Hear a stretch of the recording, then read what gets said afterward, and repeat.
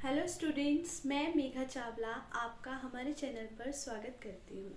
Video start करने से पहले यदि आपने हमारे चैनल को अभी तक सब्सक्राइब नहीं किया है तो प्लीज़ चैनल को सब्सक्राइब कर दीजिए। और लास्ट वीडियो में हमने वैदिक सभ्यता के बारे में पढ़ा था और इस वीडियो में हम पढ़ेंगे वेदों के बारे में। तो जो वेदों की संख्या होती है वो कितनी होती है? 4 होती है। जो वेदों का क्रम है वो कितना है? वो क्रम क्या है? ऋग्वेद, यजुर्वेद, सामवेद और अथर्ववेद। ठीक है। और वेदों के संकलनकर्ता कौन है? महर्षि कृष्ण द्वैपायन वेदव्यास। आप केवल वेदव्यास याद रखिएगा कि वेदों के संकलनकर्ता कौन है? वेदव्यास है। सबसे जो प्राचीनतम वेद है वो कौन सा है? ऋग्वेद है। और सबसे जो बाद का वेद है वो कौन सा है? अथर्ववेद है। ठीक है। अब हम पढ़ेंगे यहाँ पर वेद, उपवेद और उसके पाठकर्ता को क्या कहते हैं। तो ऋग्वेद का उपवेद क्या है? आयुर्वेद है। और उसके पाठकर्ता को क्या कहते हैं? होत कहते हैं। फिर पढ़ेंगे यजुर्वेद का जो उपवेद है वो कौन सा है? धनुर्वेद है। और उसके पाठकर्ता को कहते हैं अथर्ववेद। यजु से याद रखिएगा, इसमें भी ऊ की मात्रा है, इसमें भी ऊ की मात्रा है और इसमें भी ऊ की मात्रा है। तो यजुर्वेद का क्या है? धनुर्वेद। और पाठकर्ता को क्या कहते हैं? अथर्ववेद।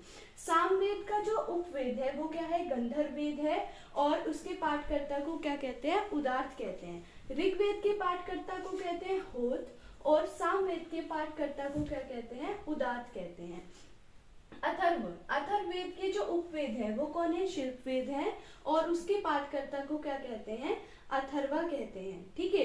अब उपवेद क्या होता है? जो वेदों की जो शाखाएं होती है उसको हम उपवेद कहते हैं।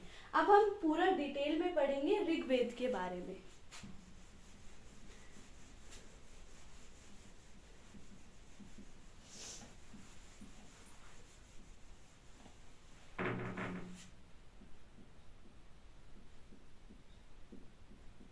तो ऋग्वेद का टाइम पीरियड क्या है? ऋग्वेद का टाइम पीरियड होता है 1500 से 1000 ईसा पूर्व। हमने अपनी लास्ट वीडियो में भी आपको ये बात बताई थी। ठीक है। ऋग्वेद में कितने मंडल होते हैं? ऋग्वेद में होते हैं 10 मंडल। और कितने सूक्त हैं? तो 1028 जो है इसमें सूक्त है। ठीक है। और इसके जो मंत्रों की संख्या है वो 10,000 से अप्रोक्स है, वो चेंज होती रहती है, इसलिए हम इसको एग्जैक्ट नहीं बताएंगे।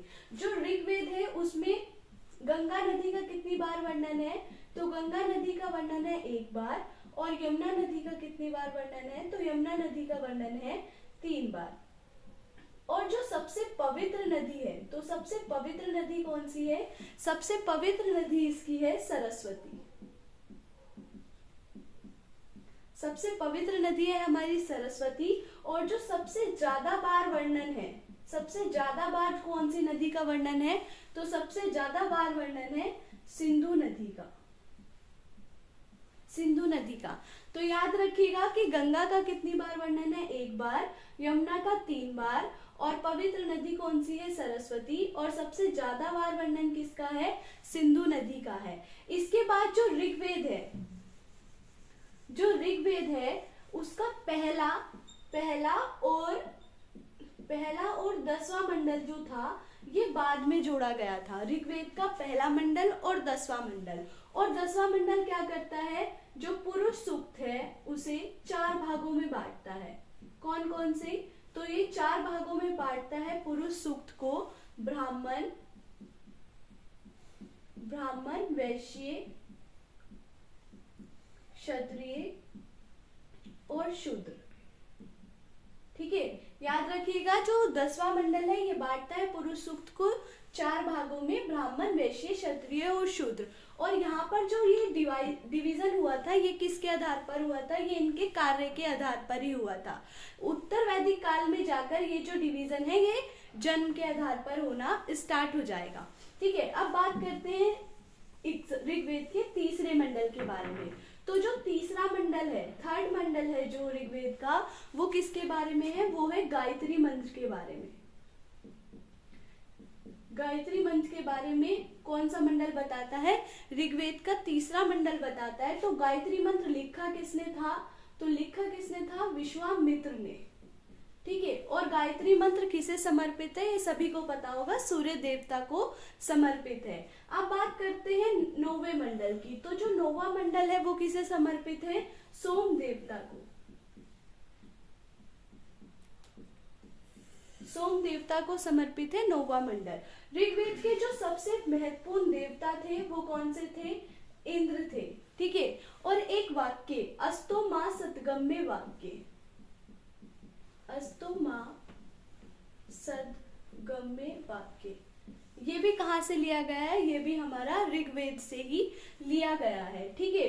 इसका मतलब होता है असत्य से सत्य की ओर। इसके बाद अगर भाषा पूछी जाए तो भाषा कौन सी है, संस्कृत भाषा है ऋग्वेद की। और ऋग्वेद में इंद्र और अग्नि के लिए कितनी ऋचाओं का वर्णन है, तो इंद्र और अग्नि, इंद्र के लिए कितने की है, 250 ऋचाओं का वर्णन है। ठीक है। महत्वपूर्ण देवता भी कौन है, इंद्र है, तो इसलिए इंद्र के लिए कितनी ऋचाओं का वर्णन है, 250। और अग्नि के लिए कितनी ऋचाओं का वर्णन है, 200 ऋचाओं का वर्णन है। इतनी बात आई होप आपको क्लियर होगी। अब हम चलते हैं अपने नेक्स्ट वेद की ओर, यजुर्वेद।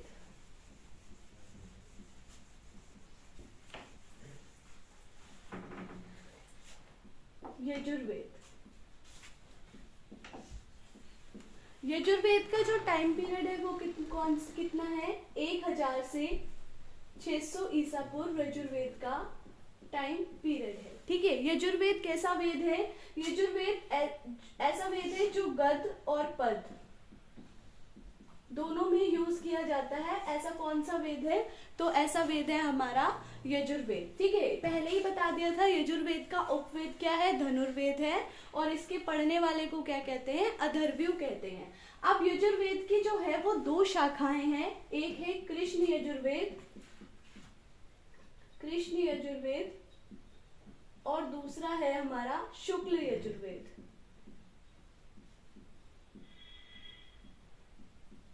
कृष्ण यजुर्वेद में क्या है, तो कृष्ण यजुर्वेद में मंत्र और ब्राह्मण दोनों का वर्णन दिया गया है, और शुक्ल यजुर्वेद में केवल मंत्रों का वर्णन है। ठीक है।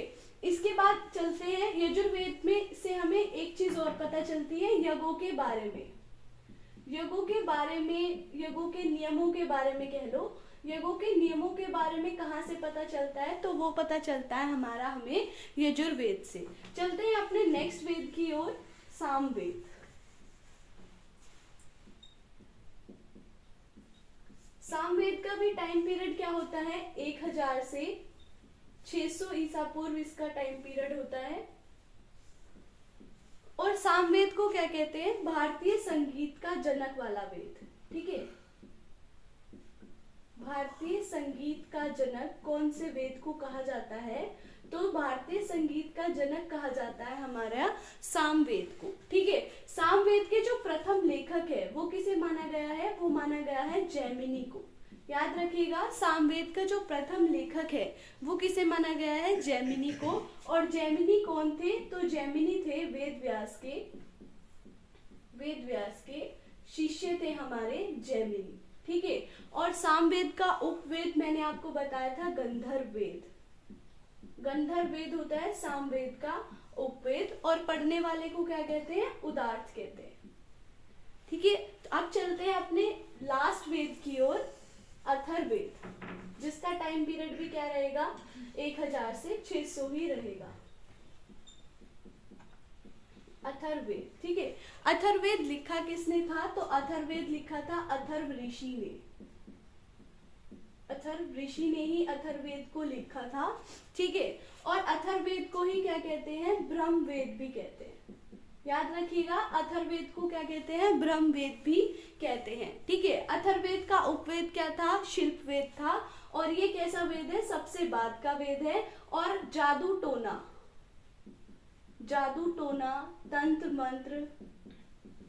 तंत्र मंत्र और औषधियों का वर्णन कहाँ पर किया गया है, अथर्ववेद में ही किया गया है। और एक इंपॉर्टेंट क्वेश्चन अथर्ववेद से आता है, सत्यमेव जयते कौन से उपनिषद से लिया गया है, ये तो सबको याद रहता है, मंडूको उपनिषद से। लेकिन पूछा जाए कि सत्यमेव जयते कौन से वेद से लिया गया है, तो ये अथर्ववेद से ही लिया गया है। ये हाल ही में एनटीपीसी में पूछा गया था क्वेश्चन। और अथर्ववेद में ही जो सभा और समिति है, सभा एवं समिति को प्रजापति की दो पुत्रियां कहा गया है। सभा एवं समिति की दो पुत्रियां, सभा एवं समिति को प्रजापति की दो पुत्रियां कौन से वेद में कहा गया है? तो अथर्ववेद में ही कहा गया है। अथर्ववेद में एक चीज और हुई थी, काशी का जो प्राचीनतम उल्लेख हुआ था वो भी कहाँ हुआ था? अथर्ववेद में ही हुआ था। प्राचीनतम उल्लेख भी कहाँ हुआ था? अथर्ववेद में ही हुआ था। तो ये हमारे आज के 4 वेद थे। एक बार रिवीजन कर लेते हैं। ऋग्वेद का टाइम पीरियड क्या था? 1500 से 1000। और बाकी जो तीनों वेद थे उनका टाइम पीरियड क्या था? 1000 से 600 ईसा पूर्व। ऋग्वेद में मंत्र कितने हैं? तो ये एग्जैक्ट नहीं है, 10,580 लिखे हुए हैं बुक में, लेकिन अब फिलहाल थोड़े कम हैं। सूत्र कितने हैं? सूक्त हैं 1028 और मंडल कितने हैं? 10। ऋग्वेद के कौन सा मंडल बाद में जोड़ा गया था? तो पहला और 10वां मंडल क्या करता है? पुरुष सूक्त को 4 भागों में बांटता है, ब्राह्मण, वैश्य, क्षत्रिय, शूद्र। तीसरा मंडल गायत्री मंत्र को समर्पित है। 9वां मंडल सोम मंडल को समर्पित है। महत्वपूर्ण देवता इंद्र है। इंद्र के लिए 250 ऋचाएं हैं, अग्नि के लिए 200 ऋचाएं हैं। भाषा है संस्कृत। और अस्तोमा सदगम्य वाक्य भी ऋग्वेद से लिया गया है। यजुर्वेद गद और पद वाला वेद है और 2 भागों में बांटा गया है, कृष्ण यजुर्वेद और शुक्ल यजुर्वेद। और पाठकर्ता को अथर्ववेद कहते हैं और उपवेद धनुर्वेद है। सामवेद भारतीय संगीत का जनक सामवेद कहलाता है। प्रथम लेखक जैमिनी थे। पाठकर्ता को उदार्त कहते हैं और इसका उपवेद क्या है? गंधर्ववेद है। इसके बाद अथर्ववेद को ब्रह्मवेद भी कहते हैं। इसके लेखक अथर्व ऋषि थे। तंत्र मंत्र जादू टोना वाला मंत्र वेद कौन सा है? अथर्ववेद ही है। सत्यमेव जयते भी अथर्ववेद से लिया गया है। काशी का प्राचीनतम उल्लेख भी अथर्ववेद से ही हुआ है। ठीक है। और सभा एवं समिति को प्रजापति की 2 पुत्रियां भी अथर्ववेद में कहा गया है। तो ये था हमारा आज का वीडियो। आई होप आपको ये अच्छा लगा होगा। और अगर अच्छा लगा है तो प्लीज़ लाइक कीजिए, कमेंट कीजिए, शेयर कीजिए एंड प्लीज़ चैनल को सब्सक्राइब कीजिए। Thank you.